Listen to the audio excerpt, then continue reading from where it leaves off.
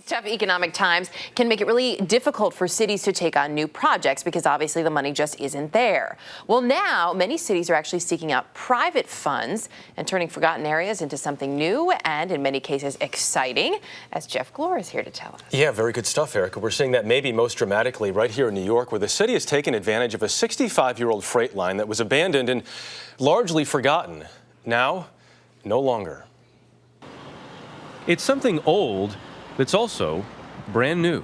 Everyone else wanted to tear it down or didn't care. 10 years ago, this decaying elevated railway on New York City's Lower West Side, first built to keep dangerous train traffic off street level, was slated for demolition. But someone had an idea. We had no money, no plan. We didn't even have a specific vision. The concept? A garden in the sky, an urban work of art created not by destroying an eyesore, but embellishing it, taking the plants that grew here and letting them go, turning tracks that went nowhere into a path that went somewhere.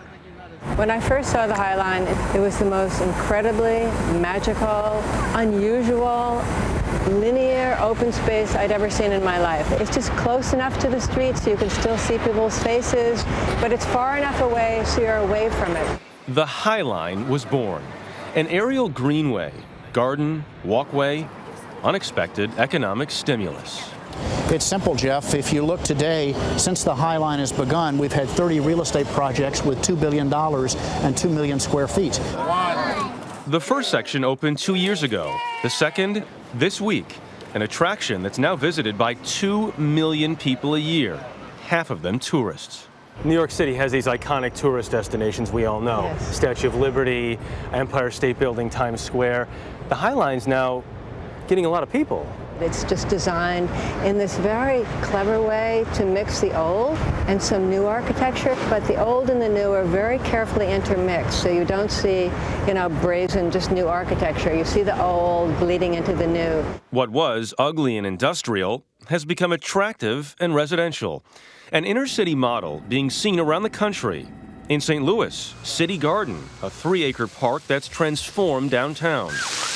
Houston, Discovery Green, once a contaminated site, now a 12-acre park. What this project represents, that partnership between public and private, is it a new model for the rest of the country? Well, we've seen public-private partnerships in lots of places. This is a good example of a successful one. New York City spent $115 million to start the High Line, but today it's sustained entirely by private donations. Not to mention the job creation, 8,000 in construction, 12,000 in the surrounding neighborhood. It will make people think again about what they demolish, and if it might be more creatively used. The High Line still has one section left to go, the completion of a concept that seems so far away such a short time ago, an ambition nearly realized.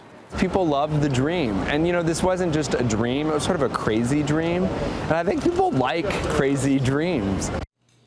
Right now, the High Line, after the second opening this week, is a mile long. The plan is for it to be about 1.5 miles long. And they've kind of enhanced the second section too. There's like a little wine bar, I think, and there are places to get food up there, which is nice. That third section, though, that one's a little more problematic. Right. So, well, no, they don't have a timetable yet on when it's going to be done. They just got a $10 million donation, which will certainly help, but no set timetable on when it's going to happen. But by the way, we should also mention, as you know, it's free too. Yeah, which is for not just New Yorkers, but tourists and everybody. It's and the key here is, $150 million total you're talking about to build what's there.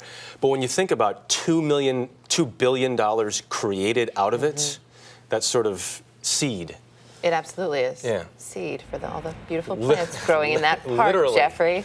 Very Yes. nice. It's great. And by the way, some of the best people watching to be had in the city. Such great stuff. And it's actually not that hot up here on days like this. No, it's really, you get a breeze cool. off of the river. Yeah. And then, you sort of have all this movement up there. The air actually circulates, unlike it does in a lot of pockets of Manhattan. So it's a great place to be. Field trip today. I'm in. Yeah.